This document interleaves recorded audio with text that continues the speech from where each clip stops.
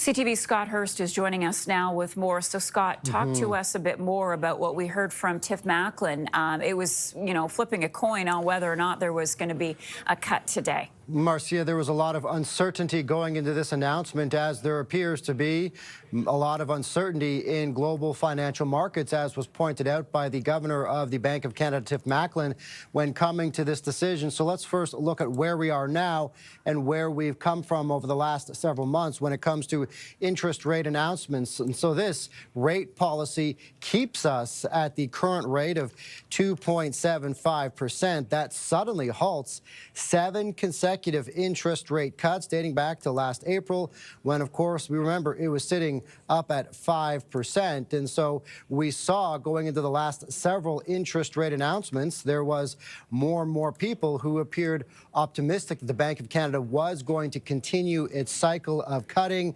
But now going into this, as you mentioned, it really was the flip of a coin, uncertainty as to where the Bank of Canada would go, and uncertainty as we're seeing the Bank of Canada lay out these two scenarios. The one, as you mentioned, where uncertainty around tariffs remains high, but they were limited in scope, and Canada's economy might weaken a little bit, and inflation, though, would remain at the 2% target.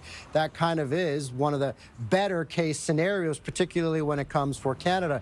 And so in this second scenario, this protracted trade war causes Canada's economy falling into recession this year, and inflation rises above 3%. And that is the other scenario the Bank of Canada is looking at in terms of what could happen, as there is this unpredictability coming out of the White House. And we heard from the Bank of Canada Governor Tiff Macklin saying this major shift in direction of U.S. trade policy and unpredictability have done three things specifically to the Canadian economy: increased uncertainty, diminished prospects for economic growth, and raised inflation expectations. Here's more from experts on what this rate decision means. It certainly means that if you're renewing a mortgage, if you're trying to get a car loan or something like that, that's not going to become cheaper. If you've got a variable rate mortgage, it's not going to become cheaper.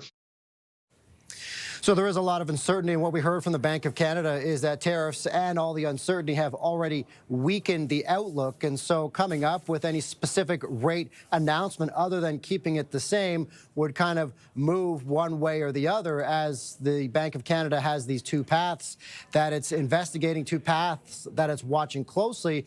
And ultimately, a lot of this depends on what comes out of the White House as we continue with this on-again, off-again trade war, not just with Canada, of course, but with global trading partners from big and small economies.